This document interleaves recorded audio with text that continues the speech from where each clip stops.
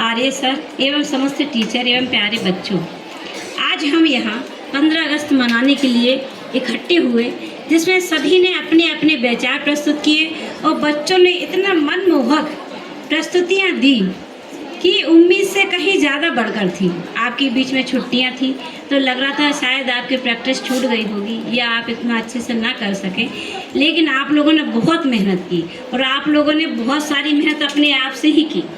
लेकिन इसके बाद भी इतना सुंदर, इतने कम समय में जो आप लोगों ने आज का रंग जमाया है कि सभी का मन हर्षित हो उठा है।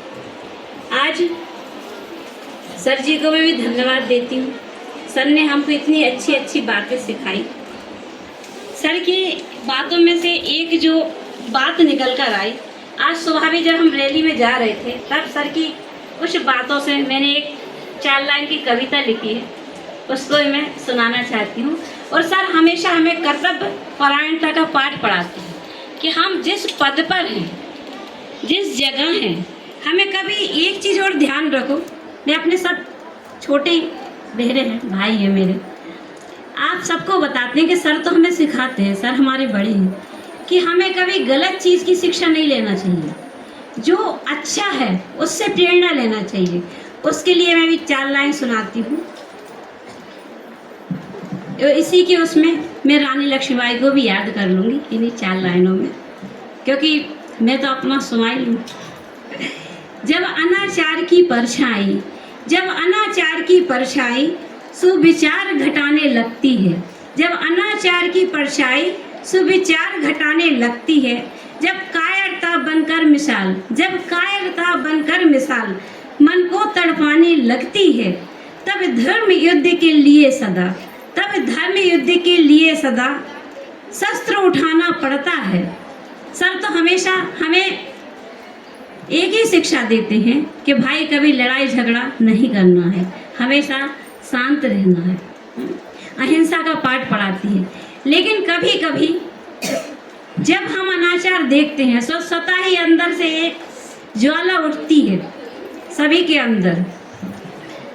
तब धर्म युद्ध के लिए सदा शस्त्र उठाना पड़ता है, फिर देवी हो या देव स्वरूप धरती पर आना पड़ता है।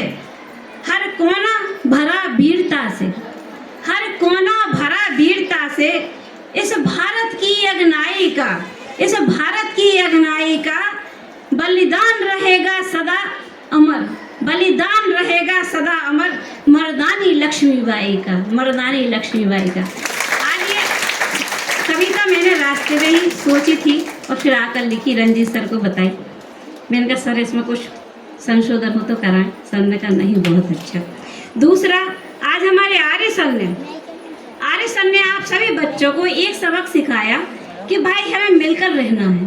अगर मिलकर हम नहीं रहते हैं तो हमेशा उसका नतीजा कभी भी अच्छा नहीं हुआ और घाटा हमेशा दोनों पक्षों का होता है। हमारी जब स्वतंत्रता की लड़ाई लड़ रहे थे तब हमारे देश में सभी धर्म वालों ने मिलजुल कर हिस्सा लिया और जोश सोच से, जोरों से सबने आगे बढ़कर अंग्रेजों का मुकाबला किया, जिसमें हिंदू मुस्लिम सभी थे। लेकिन जब हम आज़ाद हुए और जब हम लड़ाई कर रहे थे तब हम सब एक थे। ना कोई हिंदू था, ना कोई सिख था, ना कोई ईसाई था, ना मुस्लिम था। हमारा एक ही मकसद था कि हमें अंग्रेजों से मुकाबला करना है। उस समय एक मुस्लिम लीग के नेता थे जिन्ना, शायद मेरी क्लास जो लेती है 11th के बच्चे उनको सबको अच्छे से पता होगा, मैं एक एक चीज़ समझाती हूँ। जिन्ना थे, लेकिन जब हम आज़ाद हुए उस समय नेहरू जी और जिन्ना जी के विचारों में मतभेद हो गया, तो वो दोनों ही हमेशा प्रधानमंत्री बनने की होड़ में थे और उस समय एक मकसद हो गया कि हमें सिर्फ कुर्सी को पाना है।